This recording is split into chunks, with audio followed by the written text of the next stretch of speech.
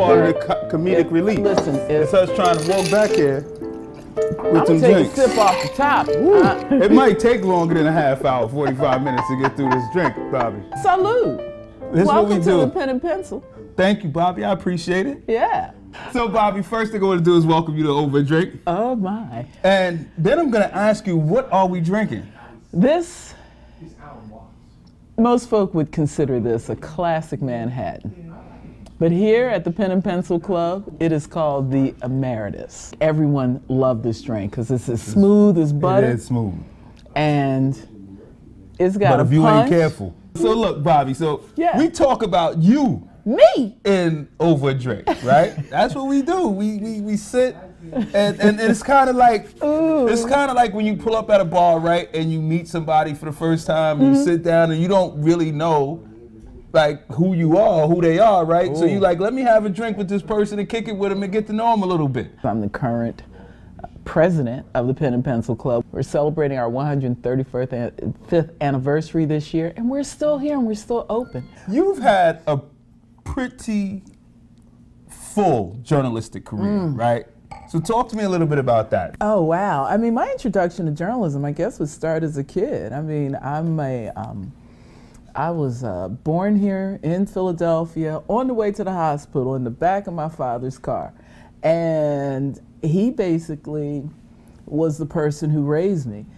He loved the newspapers. He read every newspaper that existed, every community newspaper, the morning, midday, late evening, bulldog editions. He was that guy. He listened to talk radio. He watched the news. He wanted to know. He had given me all these things, coloring books. I had art supplies. I had just tons of stuff. But it was the written word that just beckoned me. I initially started out as a poet, and some of my first works were published by the time I was 10 and all that. But I was lucky enough to go to one of those alternative high schools, Parkway program, and it was that school without walls where you could wander the streets and, you know, write about butterflies. That allowed me to figure out what I wanted to do. So I went from being a fanciful writer to dealing with the news, more serious things. In high school, I became an advocate for things that were dear to me: women's rights, sexual freedom, birth control, and started not just writing about those things, but I became a speaker. Does it bug you out that we still having those same discussions today? I can't even understand why. I don't understand why. It trips me out.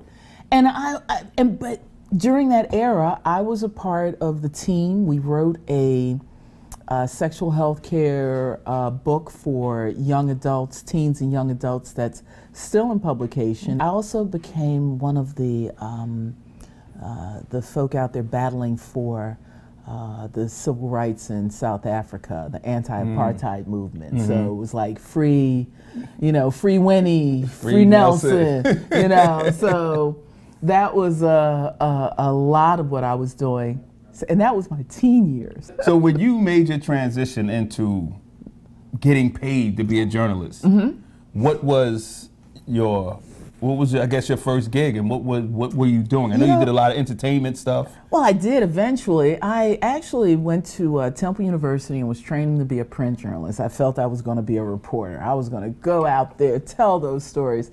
And in my second year, I was working as a student security guard outside of the radio station, WRTI.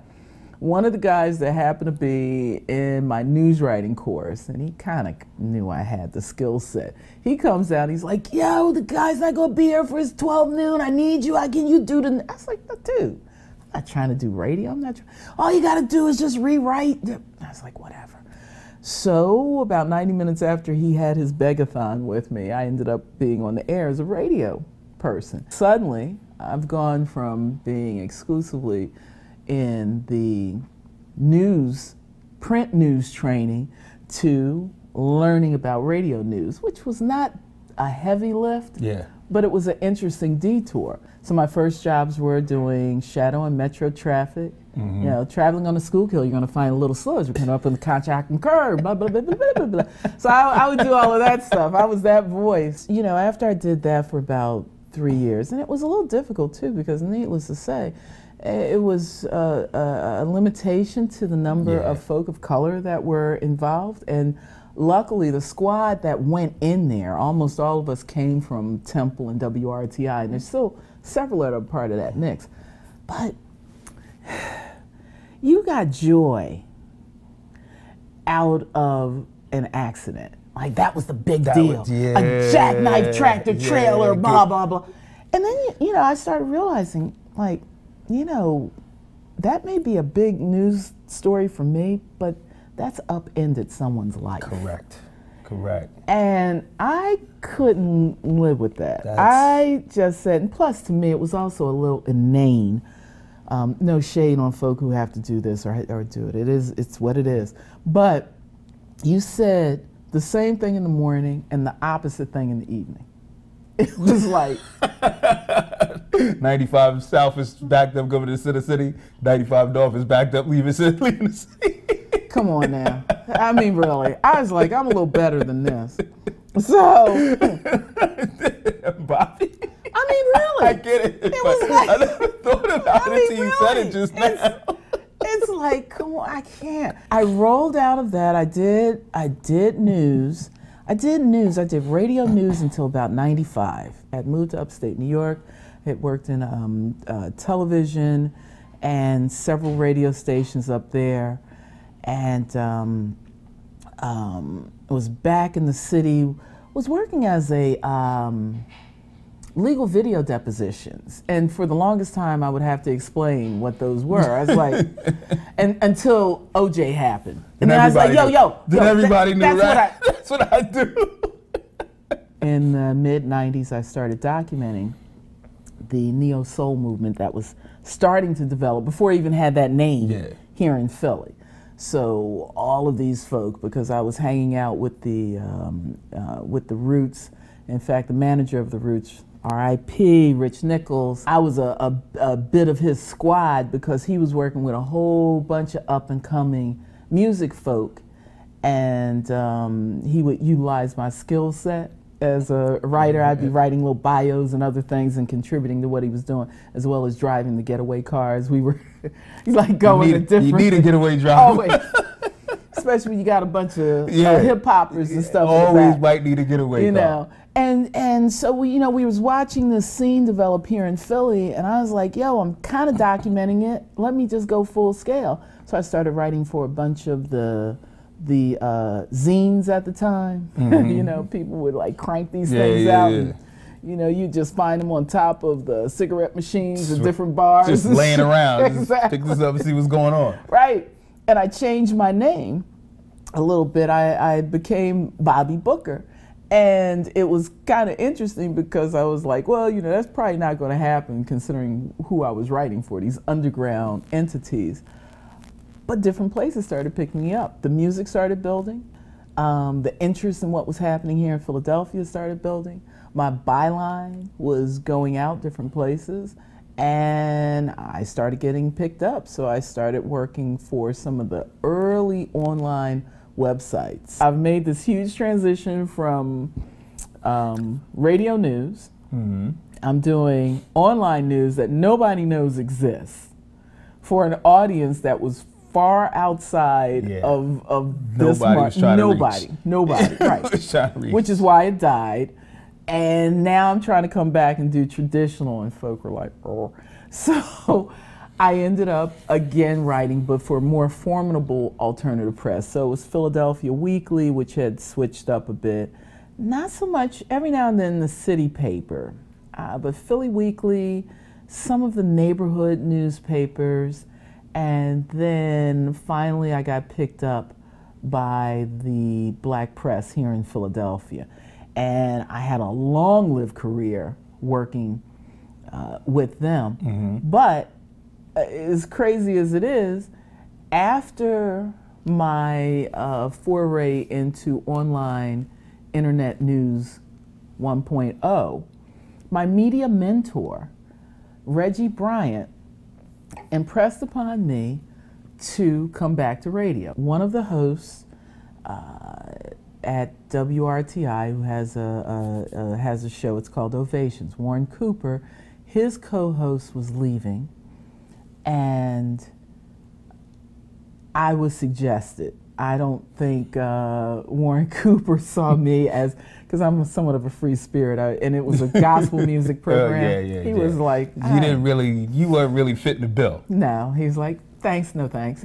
But Reggie told the both of us, he told Warren, first of all, you need her. And after I gave Reggie a lipful, he's like, okay, I'll listen to you. Now, here's why you're doing it. And he said something to me that has always resonated. He said, listen, you never walk away from a medium you can control. You're good at this, and you need to do it. Now, mind you, those words did not settle in with me. It took another several years for me to really recognize what he said. And I just was like, okay, I'll get up, I'll do this Sunday 6 o'clock in the morning show. I was still hanging out. Yeah, sometimes I'd leave the clubs, go wandering in at 5:06. To play gospel? Hey, here I is. Yeah. But here's the thing. First of all, don't get it twisted. Rock and roll ain't nothing. Rap ain't nothing. I know I'm gonna hear something for this, but gospel? Here's the reason why they shouting hallelujah. Don't start nothing, Bobby. Don't get me bad. Hanging out with you. After a couple of years of just not, of being resistant, shall we say, to my new assignment, I started digging into the music and finding that message and finding the artists who were almost like, you know, that old Dr. Seuss story, Horton Hears a Who. I felt like the mission I was on, you know, I was Horton trying to hear these little who's that were sending a spiritual message. And now that's given me a whole different level of passion to what it is that I do. I was so blessed to be raised by a conscious black man, to be embraced by a loving community that was just overlooked, ignored, abandoned by the city, and upheld by people who felt I could achieve it. And I have never, ever not embraced the mission that I feel has been placed on me to achieve. So that said, you just out here delivering. I'm just delivering and enjoying a good drink along the way. Might as well.